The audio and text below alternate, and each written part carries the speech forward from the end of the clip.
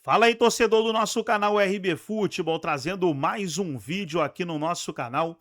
E nesse vídeo para a gente falar aí dos jogos de volta da Copa do Brasil 2025, Corinthians e Vasco estão com a vantagem.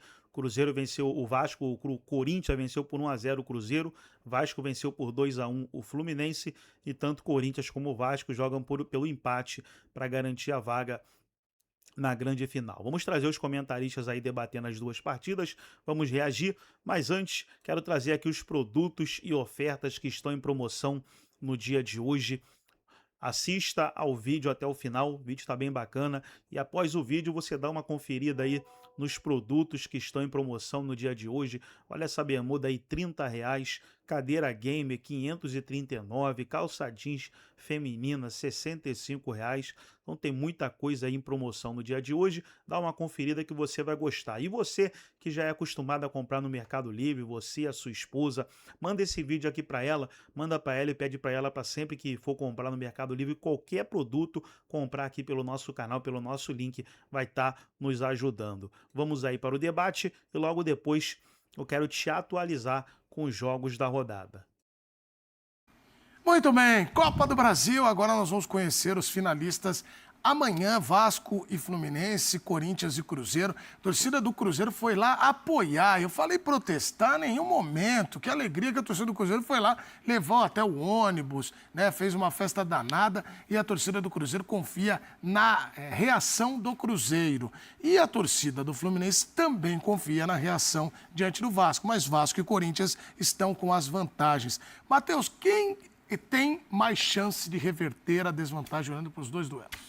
Olhando para os dois duelos, eu acho que o jogo do Maracanã ele acaba sendo mais parelho, mesmo com a vitória do Vasco na partida de ida, porque a gente está falando de um jogo que, por mais que o Fluminense seja o administrador do estádio, vai ser torcida dividida. O Maracanã, historicamente, é um campo neutro do futebol do Rio de Janeiro, então há uma possibilidade maior do Fluminense conseguir fazer 2 gols no Vasco, eu vejo assim, do que o Cruzeiro ir até a Neoquímica Arena e colocar 2 de diferença no Corinthians. Isso considerando o tempo normal. A possibilidade de pênalti existe, eu acho que é igual para os dois lados. Mas no tempo normal, eu acho que a vantagem construída pelo Vasco é mais acessível à reversão do Fluminense do que o Cruzeiro, que ainda enfrenta uma viagem, tem a questão de você jogar fora de casa com o seu torcedor em menor número. O Corinthians é um mandante muito forte.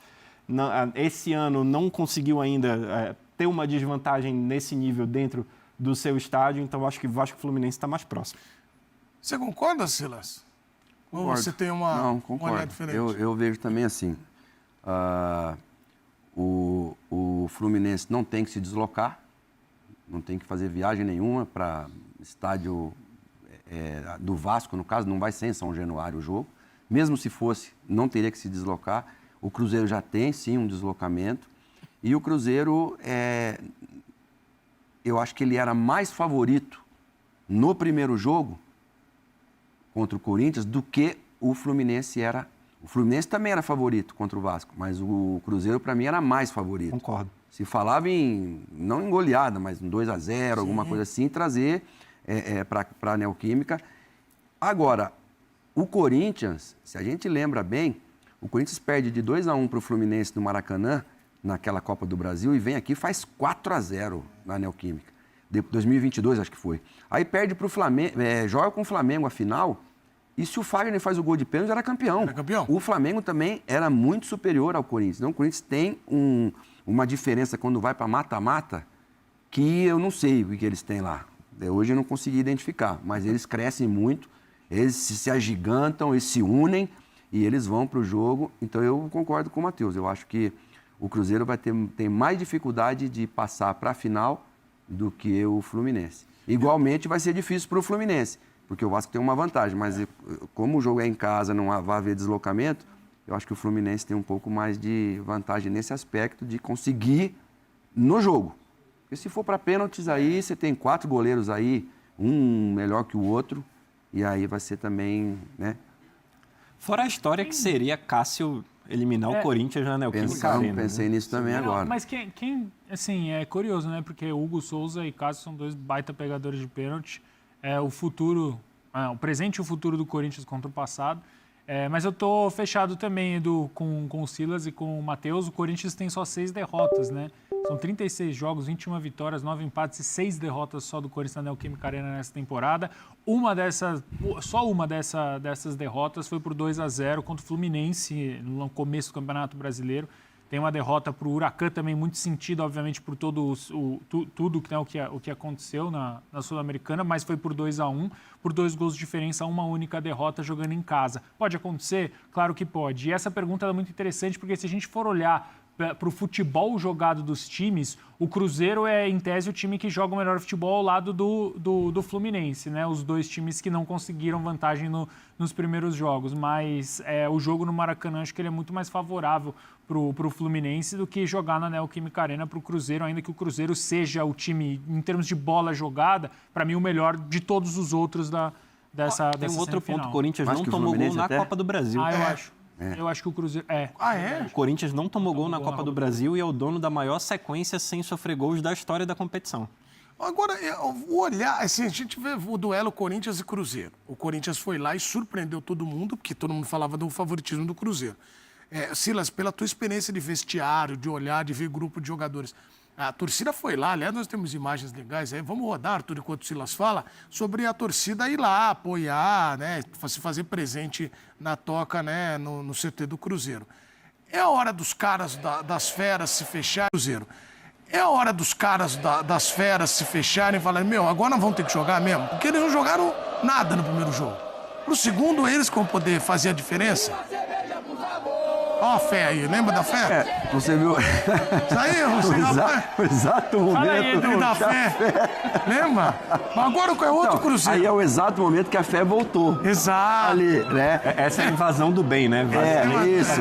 Agora, o treinador do Cruzeiro, né, o Leonardo Jardim, ele falou uma coisa muito legal. É a gente jogar o jogo que o Cruzeiro está acostumado a jogar. Ele quer ver o Cruzeiro que está encantando todo mundo até aqui. Agora, é na Neoquímica.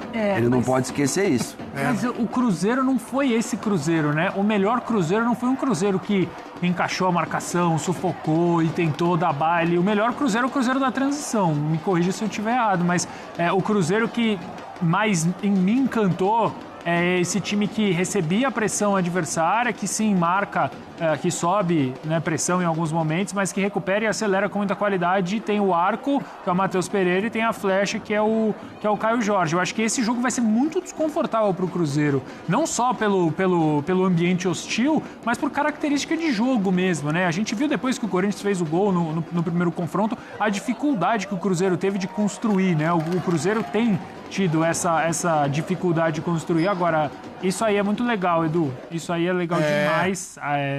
O apoio da torcida num momento crucial. O Cruzeiro que apanhou muito, né, nesses últimos anos aí. Teve a gestão do Ronaldo, que obviamente também não foi uma gestão que agradou todos os torcedores, mas foi uma gestão fundamental para o Cruzeiro voltar a ser o gigante que é. Agora a gestão do Pedrinho um pouco diferente em relação a outras SAFs, já que a gente conhece. E é muito legal ver o maior campeão da Copa do Brasil de volta a uma semifinal de Copa do Brasil e com a possibilidade de chegar à final e expandir ainda mais essa hegemonia, né, do Cruzeiro em termos de títulos de Copa do Brasil. Mas é a missão mais dura, Edu. O Corinthians tem mais cara cascudo em campo. Pra segurar o jogo também, né? Pra ficar Tem mais cara jogo. cascudo. E o fator Memphis clássico. não tá nem aí, faz gol. O Yuri Alberto, ele perde gol e ele faz gol. Ele perde gol, ele faz gol. Cara, é assim. É uma característica, cara. Por isso que eu falo que o Corinthians é essa... O torcedor corintiano, ele ama, mas ele não odeia o Yuri Alberto. Não. Mas ele critica, mas ele não odeia o Yuri Alberto. Quando, assim, Carrijo, cara, o Martínez. Olha o que eu tô falando, jogador cascudo, cara. Cara, assim, que gosta do choque. O menino lá, o zagueiro... O Gustavo Henrique? Não, o Gustavo Henrique também, o outro... André Ramalho. O André Ramalho, cara. Mateuzinho. Mateuzinho veio do Flamengo. O cara, assim, é encardido, me entendam bem, no bom sentido. Goleiro, aquele então, cara, sim, o Hugo. Goleiro que cara, é brincadeira. O próprio Matheus Bidu, parece que ele crescimento na hora entrou certa, né? dentro dessa vida do Corinthians, de sentir esse peso, essa pressão, fazer essa pressão jogar a favor dele. Não estou falando de qualidade, não, de saber incorporar o que é Corinthians. Por isso que eu falo, o Corinthians, quando vai para esses jogos de mata-mata, não duvida. Foi na Bomboneira com a molecada lá e ganhou do Boca lá. E eu tava lá. Eu também tava. Lembra? Eu adorei que ganhou lá, porque o Boca Juniors, os caras lá... Pedindo, pelo amor de Deus, para um integrante do nosso time da ESPN ficar quieto, senão a gente ia morrer lá, corintiano. Eu dei risada. Sabe que tem uma coisa, eu vou só falar, Matheus, pra gente já virar para Vasco Fluminense, que é o seguinte, se for pros pênaltis, eu quero ver como é que vai ser o corintiano quando o Cássio aqui, ó, abrir aqui, vai ser um duelo espetacular, 2 grandes goleiros. Mas do lado do Fluminense e do Vasco, tem um duelo que eu acho interessante da gente falar, que é o duelo da linha ofensiva. Tem gente que define assim, o Vasco ganhou porque tinha o centroavante, porque a bola chegou no Fluminense, no Everaldo, lá e o Everaldo não tá bem.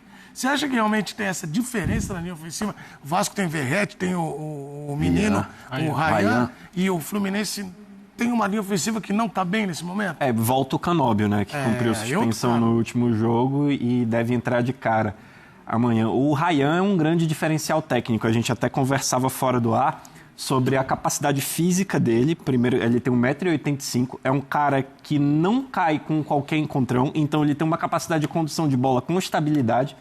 E a inteligência dele para o jogo também, a parte técnica, um jogador que ainda tem muita margem de evolução, tem só 19 anos.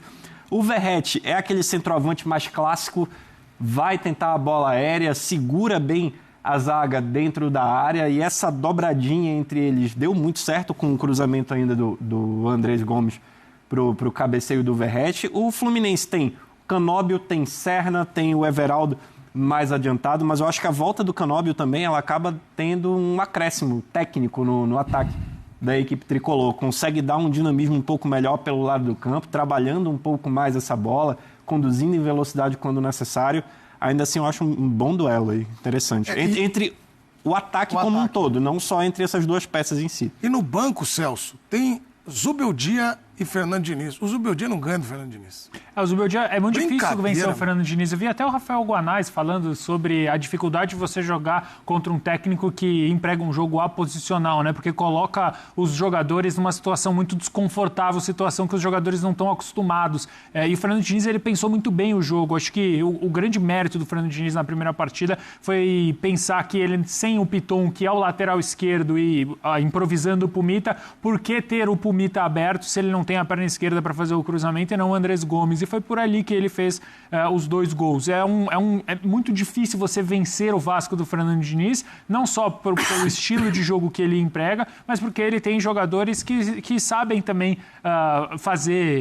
dificultar esses jogos. O Felipe Coutinho, que está voando, né, nessa temporada, outro jogador em relação ao que a gente viu na temporada passada. O Cauã Barros, que veio da Série B, inclusive, do América, e vem muito bem nesse ano. Então, é um time completo, para além desse tabu que existe, e eu acho que os tabus foram feitos para serem quebrados.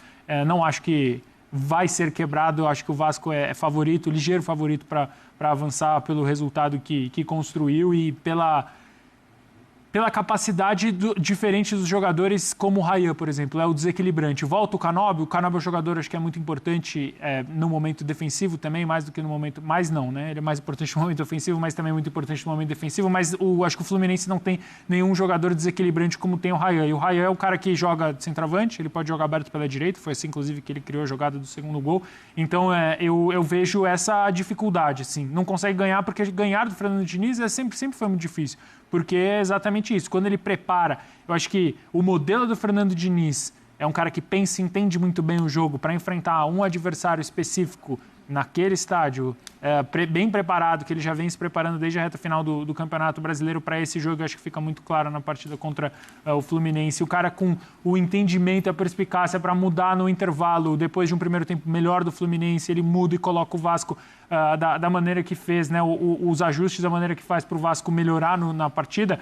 Eu acho que vai ser muito difícil de novo, porque além de tudo, esse time tem a vantagem. Mas clássico iguala um pouco, né, Silas? Porque aí os caras já falam, dá pra ir, né? O clássico, um respeita mais o outro. Claro que Corinthians e Cruzeiro é um clássico nacional, mas o clássico regional te traz isso, né? Esse ingrediente. É muito mais, né? O clássico regional é diferente desse clássico nacional, Cruzeiro e Corinthians. Agora, a gente também não pode esquecer que o gol do Vasco sai não deu chance para o Fluminense, o segundo gol, não deu chance para o Fluminense para reação alguma. Então, assim, tem 90 minutos de jogo, mais acréscimo. Não é que o Fluminense precisa tirar uma vantagem de 2 gols, não. Precisa fazer um gol. Então, assim, dentro do campo, o Fluminense ainda é favorito para ganhar o jogo. Agora, a vantagem para passar para a final, ela mudou de lado porque o Vasco conseguiu esse gol histórico e, cara, na última bola, além do que o Celso falou e falou muito bem. Tem um treinador ali que ele não está dormindo pensando, sabe, como que ele vai explorar essa vantagem que ele conseguiu, que é pequena, mas ao mesmo tempo também é grande.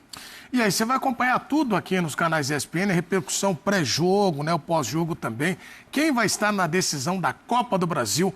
Vasco, Fluminense, Corinthians ou Cruzeiro? Bravo, Edu, quem vai estar na decisão Você da quer? Copa Eu do começo. Brasil? Quer uma roda de palpites? Não, roda de palpites não, quero Já que eu vou dar. Ele pediu. Não vem, Matheus? Eu quero que Não, eu vou defender o cara, vou defender o cara. Roda Ele de disse palpites. que não. Para mim, vai ser uma final. Para mim, vai ser a final Corinthians e Fluminense. Vasco E e você? Corinthians, acho que vai ser a final. Vasco, Corinthians? Silas. Para mim, Corinthians. O outro tá em aberto. Mas dá um chute aí. A gente fala assim meio que... eu falei Fluminense, se você quiser. Vai, coração apontou, de repente, o sentimento. Coração do quê? É o coração. Coração não é coração, é o sentimento. Cara, Feeling. Feeling. Vasco e Fluminense. Vasco e Corinthians, Corinthians. é isso? Corinthians E Vasco. e Fluminense. E Fluminense. Corinthians e Fluminense. Você, Matheus. Você viu que é fácil fazer programa, é tranquilo. Tranquilão, né? Amanhã a gente tá nas redes aí. Não tá na rede, o pessoal sabe que aqui é palpite. Palpite é Cara, palpite. eu acho que o Corinthians tem um favoritismo maior em relação ao confronto do Rio. Mas eu acho também que o Fernando Diniz consegue amarrar o time dele bem direitinho. Eu acho que é mais provável que as vantagens da ida se confirmem na volta. Corinthians e Vasco, nossa. Eu acho que sim. Pronto. Então tá aí, faça só o palpite em casa também. Aí Ele foi essa inteligente, ele brincadeira. falou sem falar. Quem falou foi você, Corinthians e Vasco. Então tá aí, pessoal, foi o vídeo onde os comentaristas debateram. Agora trazer aqui alguns jogos que aconteceram aí no sábado, os principais. O Arsenal venceu o Wolverhampton por 2-1.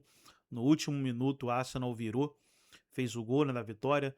Flamengo venceu o Pirâmides, vai enfrentar o PSG na final do Intercontinental contra o PSG, que também ganhou hoje, 3-2. Barcelona 2-0 no Sassuolo. Sporting 6-0 no AVS. Os principais jogos de hoje. Teve ainda Campeonato Espanhol, Atlético de Madrid venceu o Valência. Campeonato Inglês, Chelsea venceu, Liverpool venceu. Campeonato Alemão, Bayer Leverkusen venceu o Kiel 2-0. Campeonato Italiano, Atalanta 2-1 no Cagliari. Lazio venceu o Parma 1-0. Então tá aí alguns dos jogos. Teremos aí, 9 horas Racing e Estudiantes. Então tá aí, pessoal, os principais jogos aí desse sábado. Gostou do vídeo? Deixa o like, se inscreva no canal. E mais uma vez, trazer aqui as ofertas e promoções aí do dia de hoje, do Mercado Livre. Entra no link na descrição aí, abaixo do vídeo tem os produtos, muita coisa bacana, muita coisa em promoção. Dá uma conferida aí que com certeza você vai gostar. Olha, a cadeira gamer preta no caso, né? 539, olha aí, uma cadeira gamer, R$539. Calça jeans feminina, R$65.